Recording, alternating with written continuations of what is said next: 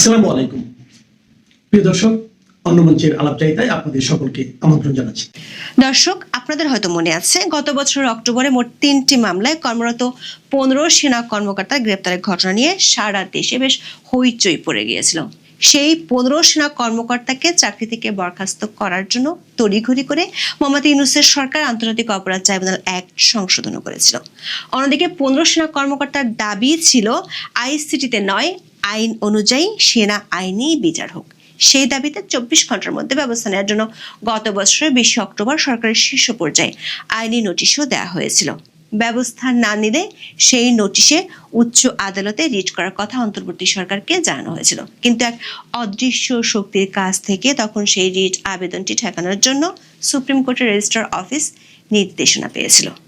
আমাদের অনুসন্ধানে অধ্যাপক ইউনূস এবং সাবেক আইন উপদেষ্টা আসিফ নজরুলের বিরুদ্ধে সরাসরি এই আইনি ও বিচারিক প্রক্রিয়ায় হস্তক্ষেপ করার অভিযোগ পাওয়া গেছে।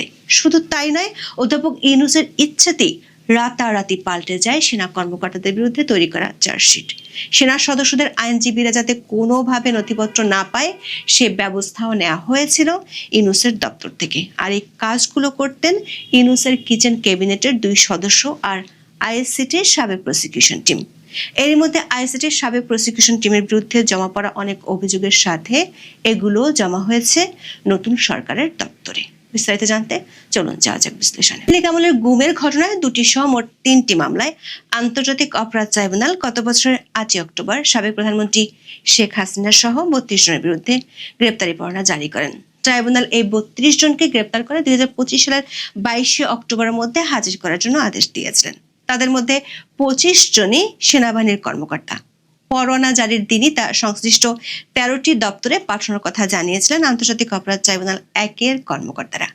11 অক্টোবর এক সংবাদ ব্রিফিংয়ে মেজর জেনারেল হাকিমুজ্জামান বলেছিলেন, 3টি মামলায় অভিযুক্ত 25 সেনা সদস্যের মধ্যে অবসরে আছেন 9 জন, এলপিআরে 1 জন আর সেনাবাহিনীতে বর্তমানে কর্মরত আছেন 15 জন।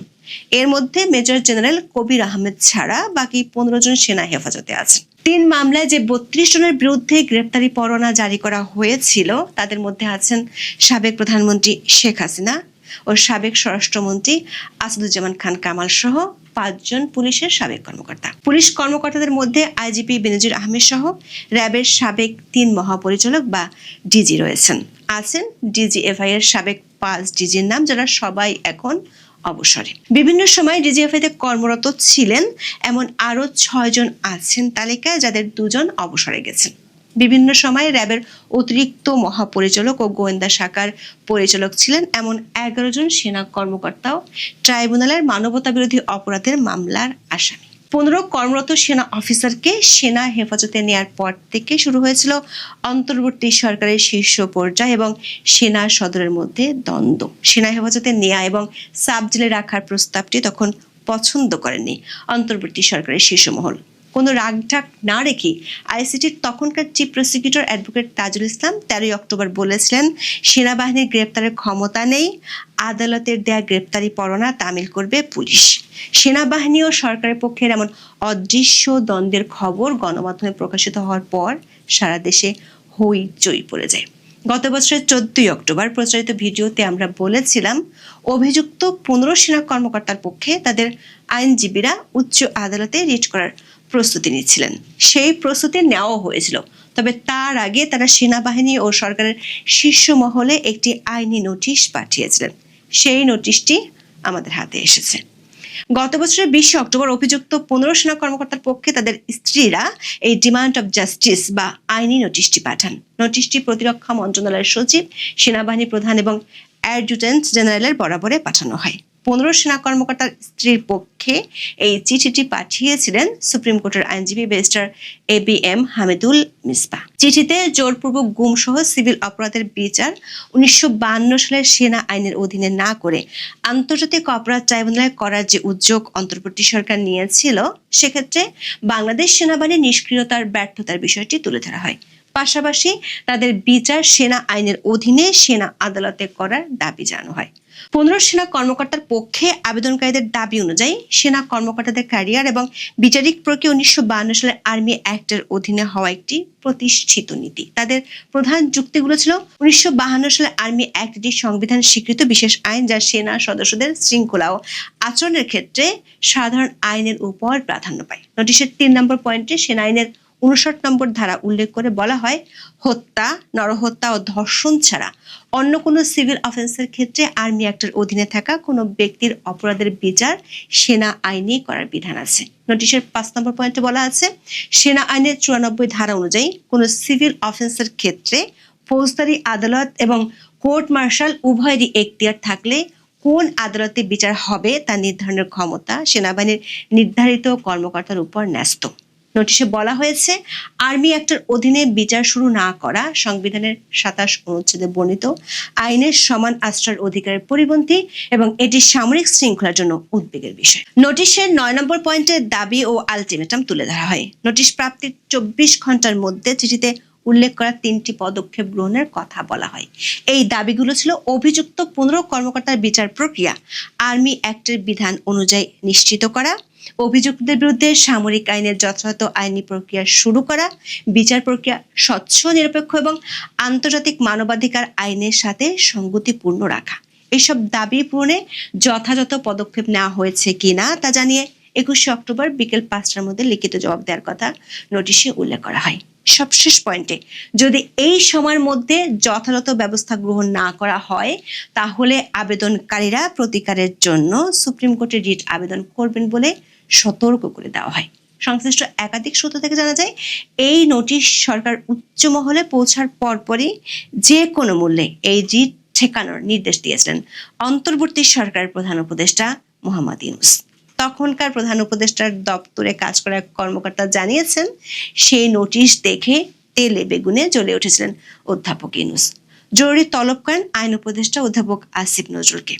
সুপ্রিম কোর্টের দরবারে যাতে কোনোভাবেই এই রিট করতে না পারে সে নির্দেশ দেন মোহাম্মদ ইউনূস নিজেই।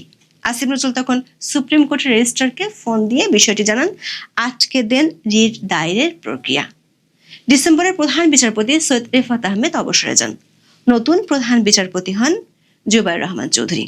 এরপর সেনা কর্মকর্তাদের আইনজীবী দলের পক্ষ থেকে আরও একবার রিটের কথা চিন্তা ভাবনা করা হলে রেজিস্ট্রার অফিস থেকে অন্তর্বর্তী সরকারের পুরাতন সেই নির্দেশনার কথা স্মরণ করিয়ে দেওয়া হয়। এবার অবশ্য প্রভাব খাটান অধ্যাপক ইউনূসের কিচেন ক্যাবিনেটের 2 সদস্য।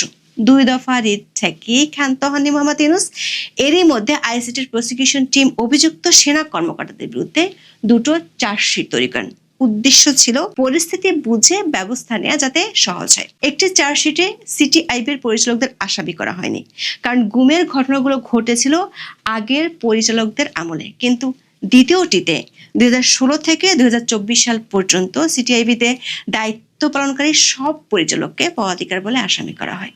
অধ্যাপক ইউনূসের নির্দেশে শেষ পর্যন্ত দ্বিতীয় চার্জশিটটি জমা পড়ে আদালতে। আদালতের সূত্রগুলো বলছে, সেনা সদস্যদের বিচারের প্রক্রিয়া আইসিটিতে করার পরিকল্পনাটি শুরু হয়েছিল অনেক আগে থেকেই 2024 সালের নভেম্বরে। আন্তর্জাতিক অপরাধ ট্রাইব্যুনালের যে আদি আইন সেটি 1973 সালে হয়েছিল। সে আইনে সেনা, নৌ, বিমান বাহিনী এবং র্যাব, বিজিবি, কোস্টগার্ড সদস্যের বিচারের কথা বলা নেই। 2024 সালের 24 নভেম্বর আইসিটি আইনের প্রথম সংশোধনী অধ্যাদেশের 3 নম্বর অনুচ্ছেদে এই বাহিনী ও সংস্থাগুলোকে অন্তর্ভুক্ত করা হয়। শুরুতে অবসরপ্রাপ্ত মেজর জেনারেল জিয়াউল আহসান সহ 3 সদস্যের বিচারের জন্য এই ব্যবস্থা নেওয়া হয়েছিল। দর্শক, আইসিটি আইনটি ছিল অধ্যাপক ইউনূসের দপ্তরের হাতিয়ার। বিচারের নামে যখন যাকে খুশি ফাঁসানোর জন্য এটি ছিল হাতের পুতুল।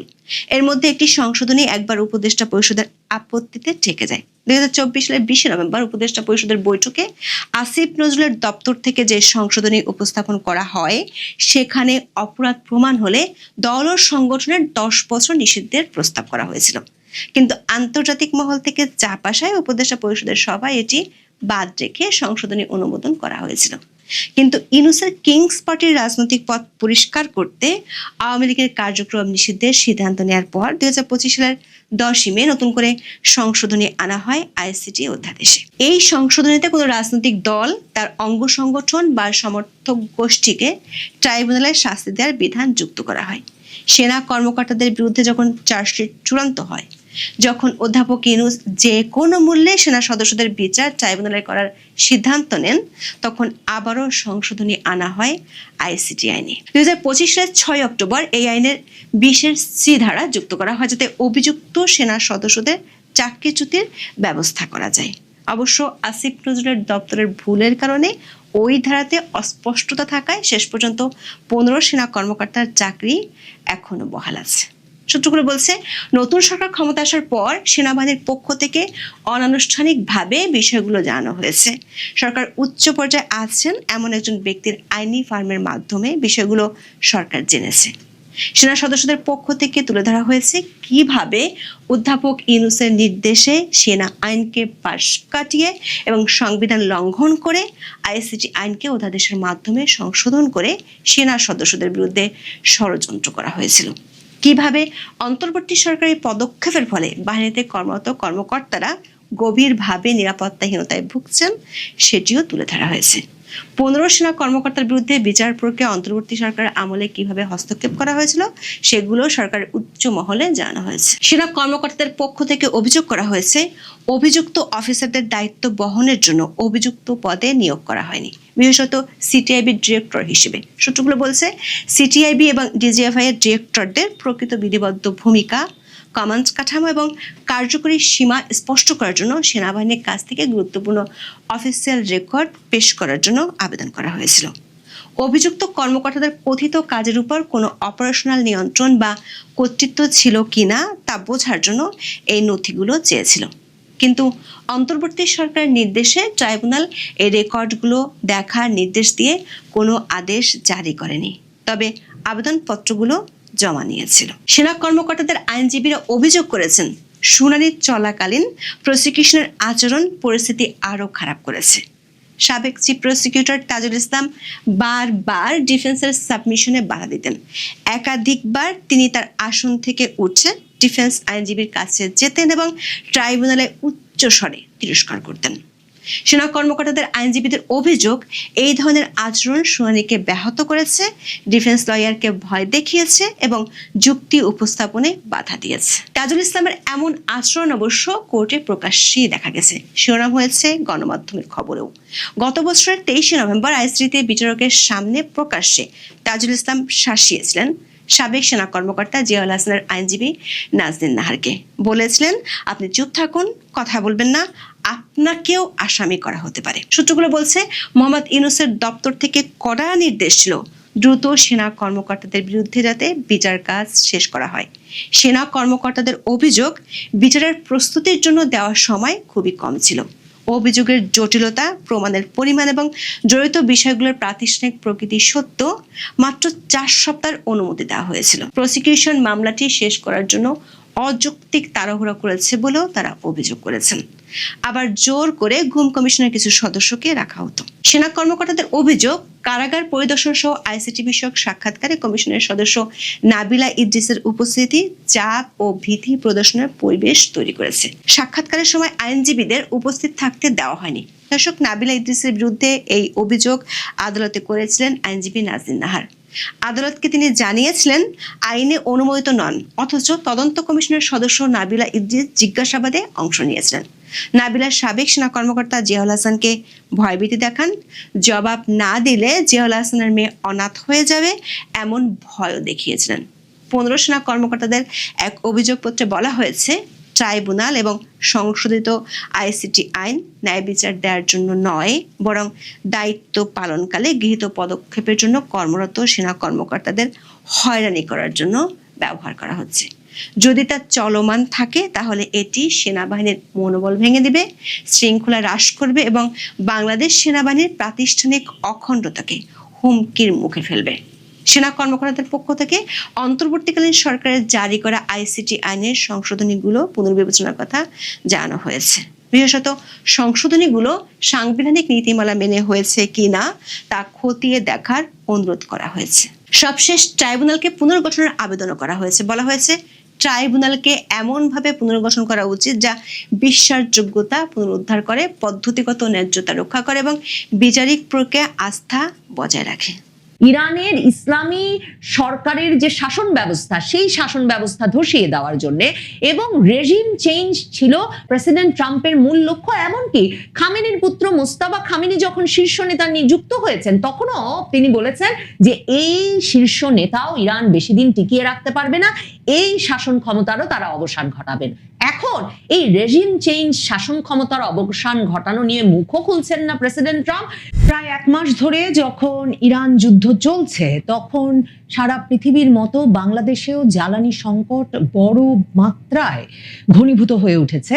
প্রধানমন্ত্রী তারেক রহমান জ্বালানি পরিস্থিতি সংক্রান্ত একটা বিশেষ সভা করেছেন এবং তারপর যদিও বা তথ্য সম্প্রচার মন্ত্রী বলেছেন যে সাধারণ মানুষের আতঙ্কিত হবার কিছু নাই, কিন্তু পেট্রোল পাম্পে যেমন গাড়ি চালানোর পেট্রোল পাওয়া যাচ্ছে না, তেমনি সারা বাংলাদেশ জুড়েই এক রকমের লোডশেডিং শুরু হয়েছে। লোডশেডিং সামাল দিতে শিল্প কারখানাগুলোতে জেনারেটর চালানোর জন্য প্রয়োজনীয় ডিজেল পাওয়া যাচ্ছে না, সার কারখানা বন্ধ হয়েছে এবং বিদ্যুৎ উৎপাদনের জন্য প্রয়োজনীয় এলএনজিও পাওয়া যাচ্ছে না বলে এখন ক্রমাগতভাবে এই সংকট সামাল দিয়ে উঠতে বাংলাদেশকে কত সময় পার করতে হবে, বরং অনেক সংস্থা, অনেক বিশেষজ্ঞরা সে বিষয়টি বিবেচনা করা শুরু করেছেন। বাংলাদেশে জ্বালানি আমদানিতে শুধু 2026 সালে বাংলাদেশের ব্যয় বেড়ে যেতে পারে $4.8 বিলিয়ন, এমন একটা হিসাব, মানে $480 কোটি ব্যয় শুধুমাত্র 2026 সালের জ্বালানি আমদানির ব্যয় বৃদ্ধি হতে পারে, এমন একটা পূর্বাভাস দিয়েছে আন্তর্জাতিক গবেষণা প্রতিষ্ঠান জিরো কার্বন অ্যানালিটিক্স। এবং তারা বলেছে যে এই ব্যয় বৃদ্ধি 2025 সালের তুলনায় প্রায় 40% বেশি। খবর বের হচ্ছে যে যেমন ধরুন মাত্র 2টো ডিজেলবাহী জাহাজ আনতে বাড়তি ব্যয় হচ্ছে 330 কোটি টাকা। জ্বালানির এই যে দাম বৃদ্ধি, সেটা খুব স্বাভাবিকভাবে অর্থনীতিতে চাপ ফেলবে। কারণ দেখেন, আসলে হরমুজ প্রণালীটা বন্ধ এই যুদ্ধের প্রধান আতঙ্কের যে ক্ষেত্র হয়ে উঠেছে। আমেরিকার প্রেসিডেন্ট ট্রাম্প যখন খামেনিকে হত্যার মাধ্যমে ইরান যুদ্ধ শুরু করেছেন, তিনি ভেবেছিলেন যে ইরানের শাসন কাঠামোটা ভেঙে পড়বে, ইরানের নেতৃত্ব হত্যার পরপরই ইরান এমন ভাবে ভয়ে আতঙ্কে কুঁকড়ে যাবে এবং নেতৃত্বহীন অবস্থায় তারা পিছু হটবে, কাজেই দীর্ঘমেয়াদী কোনো সমস্যাই হবে না। কাজেই হরমুজ প্রণালী আটক হয়ে যেতে পারে। সেই প্রণালী দিয়ে যে পুরো পৃথিবীর 20% বেশি জ্বালানি আসা যাওয়া করে, সেটা যে বন্ধ হয়ে যেতে পারে, এসব কিন্তু আসলে মার্কিন যুক্তরাষ্ট্র ইসরায়েলের হিসাবের মধ্যেও ছিল না। এখন এই হরমুজ প্রণালী দিয়েই কিন্তু বাংলাদেশের অধিকাংশ জ্বালানি আসা যাওয়া করে এবং এই হরমুজ প্রণালী দিয়ে সৌদি আরবের আরামকো আর আবুধাবির ন্যাশনাল ওয়েল কোম্পানির সঙ্গে দীর্ঘমেয়াদী চুক্তির আওতায় প্রতি বছর প্রায় 14 লাখ টন অপরিশোধিত তেল আমদানি করে বাংলাদেশ। এখন সৌদি আরামকোতেও তো ক্ষেপণাস্ত্র হামলা করেছে ইরান। বাংলাদেশের পেট্রোলিয়াম কর্পোরেশন মাসের শুরুতে জানিয়েছিল যে এই মাসে প্রায় 3 লাখ টন ডিজেল আমদানি তারা করবে, কিন্তু এখন এর মধ্যে প্রায় 60,000 টন আমদানি পরিকল্পনা বাতিল বা স্থগিত করা হয়েছে। আবার দেখেন, কাতারে হামলা হয়েছে, ইরানের ক্ষেপণাস্ত্র হামলা চলেছে এবং কাতারের থেকেই মানে বাংলাদেশ সহ ভারত, বাংলাদেশ এই দক্ষিণ এশিয়ার দেশগুলোর প্রধান এলএনজি আমদানি হয়ে থাকে। বাংলাদেশের 75% এলএনজি কিন্তু আসে কাতার থেকে। এখন কাতার যেহেতু উৎপাদন ও সরবরাহ স্থগিত রেখেছে, তেল গ্যাস ব্যবস্থাপনার দায়িত্বে থাকা রাষ্ট্রায়ত্ত সংস্থা পেট্রোবাংলা এপ্রিলের আমদানি পরিকল্পনায় থাকা 7টি এলএনজি কার্গোর মধ্যে 6টি হরমুজ প্রণালী হয়ে আসার কথা ছিল। হরমুজ প্রণালীও বন্ধ, কাতারে এলএনজির উৎপাদন এবং সরবরাহ স্থগিত। এই অবস্থায় অর্ধেক কার্গো বাংলাদেশে পৌঁছতে পারবে কিনা তা নিয়ে সন্দেহ। Bangladesh independent powers producers association তারা হিসাব দিচ্ছে যে গ্যাসের অভাবে দেশের 23% বিদ্যুৎ কেন্দ্র এরই মধ্যে বন্ধ হয়ে গেছে, আর তার ফলে এই যে বিদ্যুতের যে সংকট তৈরি হয়েছে, এর ফলে বিজিএমইএ বাংলাদেশের পোশাক প্রস্তুতকারক ও রপ্তানিকারক সমিতির সভাপতি ডেইলি স্টারকে বলছেন যে যুদ্ধ শুরুর পর থেকে 5 ঘন্টা পর্যন্ত দিনে লোডশেডিং হচ্ছে, আবার ব্যাকআপ জেনারেটর চালানোর জন্য পর্যাপ্ত ডিজেলও পাওয়া যাচ্ছে না। ট্রাম্প এখন একেবারে মরিয়া হয়ে উঠেছেন। প্রেসিডেন্ট ট্রাম্প যে কোনো ভাবে ইরান যুদ্ধের অবসান ঘটাতে তিনি এই গত শনিবারে 48 ঘন্টার আলটিমেটাম দিয়েছিলেন যে ইরান যদি হরমুজ প্রণালী খুলে না দেয় তাহলে তিনি ইরানের যে কোনো জ্বালানি এবং বিদ্যুৎ অবকাঠামোতে হামলা চালানোর নির্দেশ দেবেন। তবে আলটিমেটামের সময়সীমা শেষ হওয়ার পর ট্রাম্প বরং উল্টো বলা শুরু করেছেন যে ইরানের একজন অত্যন্ত গুরুত্বপূর্ণ শীর্ষস্থানীয় ব্যক্তির সঙ্গে নাকি যুক্তরাষ্ট্রের খুব ফলপ্রসূ আলোচনা হচ্ছে। যুক্তরাষ্ট্র 15 দফা প্রস্তাব দিয়েছে এবং সেই প্রস্তাবের ফলশ্রুতিতে সেই শান্তি প্রস্তাবের আওতায় যুদ্ধবিরতির কথা বলা হয়েছে এবং সেসব শর্ত মানলে ইরান কি পাবে সেটা বলা হয়েছে। এবং প্রেসিডেন্ট ট্রাম্প বলছেন যে ইরান খুব ইতিবাচক মনোভাব দেখাচ্ছে, কিন্তু ইরানের তরফ থেকে স্পষ্টত জানিয়ে দেওয়া হয়েছে কোনো অস্থায়ী যুদ্ধবিরতি কিংবা ট্রাম্পের শর্তাধীন যুদ্ধবিরতির বিপরীতে তারা স্থায়ী যুদ্ধবিরতি মানে আর কখনো ইরানে কোনো হামলা চালানো হবে না বা কোনো হামলার হুমকি দেওয়া হবে না, এই নিশ্চয়তা তারা চায়। এবং এসব নিশ্চয়তা ছাড়া তারা ট্রাম্পের কোনো রকম শর্ত মানতে আগ্রহী নয়, কারণ তারা বিশ্বাসই করে না যে যুক্তরাষ্ট্র বা প্রেসিডেন্ট ট্রাম্প সত্যিকার অর্থেই এ ধরনের কোনো যুদ্ধবিরতি চাইছেন। এখন ট্রাম্পের 15 দফা শান্তি প্রস্তাবে কি আছে এ প্রসঙ্গে মার্কিন এবং ইসরায়েলি সংবাদ মাধ্যমগুলোতে বেশ কিছু গুরুত্বপূর্ণ শর্ত প্রকাশ হয়েছে। ইসরায়েলের সংবাদ মাধ্যম চ্যানেল 12 এর প্রতিবেদন অনুযায়ী এই শান্তি পরিকল্পনার মূল লক্ষ্য হলো ইরানের পারমাণবিক সক্ষমতা পুরোপুরি নির্মূল করা। খুবই ইন্টারেস্টিং বিষয় হচ্ছে ট্রাম্প সেই যে খামেনিকে হত্যার মাধ্যমে এই যুদ্ধ কিন্তু শুরু করেছিলেন ইরানের শাসন ক্ষমতায় পরিবর্তন আনার জন্য। ইরানের ইসলামী সরকারের যে শাসন ব্যবস্থা সেই শাসন ব্যবস্থা ধসিয়ে দেওয়ার জন্য এবং রেজিম চেঞ্জ ছিল প্রেসিডেন্ট ট্রাম্পের মূল লক্ষ্য। এমনকি খামেনির পুত্র মোস্তাফা খামেনি যখন শীর্ষ নেতা নিযুক্ত হয়েছেন তখনও তিনি বলেছেন যে এই শীর্ষ নেতাও ইরান বেশি দিন টিকিয়ে রাখতে পারবে না, এই শাসন ক্ষমতারও তারা অবসান ঘটাবেন। এখন এই রেজিম চেঞ্জ শাসন ক্ষমতার অবসান ঘটানো নিয়ে মুখও খুলছেন না প্রেসিডেন্ট ট্রাম্প।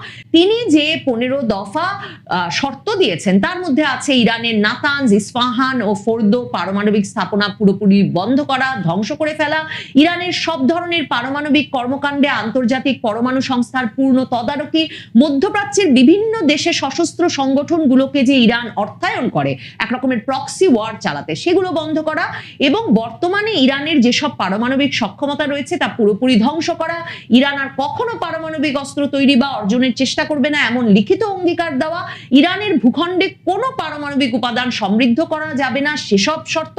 এছাড়াও প্রেসিডেন্ট ট্রাম্প সবচেয়ে গুরুত্বের সঙ্গে যে শর্তটি দিয়েছেন, কৌশলগতভাবে গুরুত্বপূর্ণ হরমুজ প্রণালী সব সময়ের জন্য ইরানকে উন্মুক্ত রাখতে হবে এবং একে একটি মুক্ত সামুদ্রিক অঞ্চল হিসেবে ঘোষণা করতে হবে। ট্রাম্প কতটা মরিয়া হয়ে উঠেছেন ইরানের সঙ্গে একটা যুদ্ধবিরতিতে পৌঁছতে, ইরানের যুদ্ধটা মানে শেষ করতে, মানে একরকমের ছেড়ে দেমা কেঁদে বাঁচিয়ে অবস্থা যে তার প্রমাণ হচ্ছে।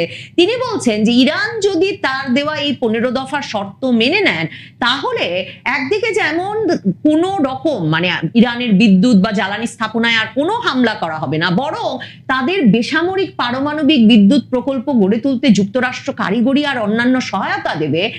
সবচেয়ে বড় যে শর্তটা প্রেসিডেন্ট ট্রাম্প দিয়েছেন, তিনি বলেছেন ইরানের ওপর থাকা সব ধরনের অর্থনৈতিক নিষেধাজ্ঞা তুলে নেওয়া হবে এবং ভবিষ্যতে আর কখনো ইরানের ওপর কোনো অর্থনৈতিক নিষেধাজ্ঞা দেওয়া হবে না এমন নিশ্চয়তাও ইরানকে প্রদান করা হবে। এর বিপরীতে ইরান বরং 5টি শর্ত দিয়েছে এবং ইরান একদিকে বলেছে যে তারা কোনো আনুষ্ঠানিক আলোচনা বা অনানুষ্ঠানিক আলোচনা ইরানের কোনো গুরুত্বপূর্ণ ব্যক্তি ট্রাম্প প্রশাসনের সঙ্গে করছে না, কিন্তু সংবাদ মাধ্যমে এই যে ইসরায়েলি সংবাদ মাধ্যম, মার্কিন সংবাদ মাধ্যমে যে 15 দফার কথা প্রকাশ হয়েছে মার্কিন যুক্তরাষ্ট্রের তরফে, তার বিপরীতে ইরানের একজন কর্মকর্তার বরাত দিয়ে নাকি ইরানও 5 দফা শর্ত দিয়েছে প্রেসিডেন্ট ট্রাম্পকে। তার প্রধান এবং প্রথম শর্ত হচ্ছে যুদ্ধ আর কখনো হতে পারবে না, ইরানে আর কখনো হামলা চালাতে পারবে না, সেটার শক্তিশালী নিশ্চয়তা দিতে হবে। তারপরে ইরান শর্ত দিয়েছে মধ্যপ্রাচ্যের সব ঘাঁটি বন্ধ করতে হবে, মানে মধ্যপ্রাচ্যে আর কোনো মার্কিন ঘাঁটি থাকতে পারবে না। এবং যুদ্ধের কারণে ইরানের হওয়া সকল ক্ষয়ক্ষতির জন্য যুক্তরাষ্ট্র এবং ইসরায়েলকে পূর্ণ ক্ষতিপূরণ দিতে হবে। তারপর ইরান বলেছে হরমুজ প্রণালীর নিয়ন্ত্রণ তাদের হাতে থাকতেই হবে, কারণ ইরান এ দফায় সবচেয়ে বেশি টের পেয়েছে যে এই যে হরমুজ প্রণালী, যে প্রণালী দিয়ে 20% জ্বালানি আসা যাওয়া করে, সেই প্রণালীর নিয়ন্ত্রণ তাদের হাতে থাকাটাই ইরানকে সবচেয়ে বেশি শক্তিশালী করেছে মার্কিন যুক্তরাষ্ট্র এবং ইসরায়েলের হামলার মুখে।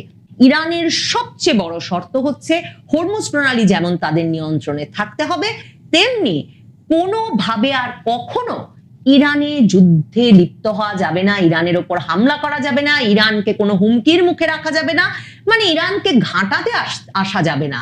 এই শর্তটি, এই প্রতিশ্রুতিটি প্রেসিডেন্ট ট্রাম্পের কাছ থেকে, ইসরায়েলের কাছ থেকে খুবই গুরুত্বের সঙ্গে চাইছে ইরান। এখন প্রেসিডেন্ট ট্রাম্পকে শেষ পর্যন্ত মাথা নিচু করে তবু আমরা জিতেছি এমন প্রলাপ বকে ইরানের যুদ্ধ থেকে সরে আসতে হয় কিনা তা দেখবার জন্য অপেক্ষা করতে হবে। তবে মার্কিন যুক্তরাষ্ট্র সহ সারা পৃথিবী জ্বালানি তেলের এই রেকর্ড মূল্য সহ্য করতে এবং জ্বালানি সংকট এই পরিস্থিতিতে সামাল দিতে আর প্রস্তুত বলে আপাতত মনে হচ্ছে না। প্রেসিডেন্ট ট্রাম্পকে তাই একটা পথ বের করতেই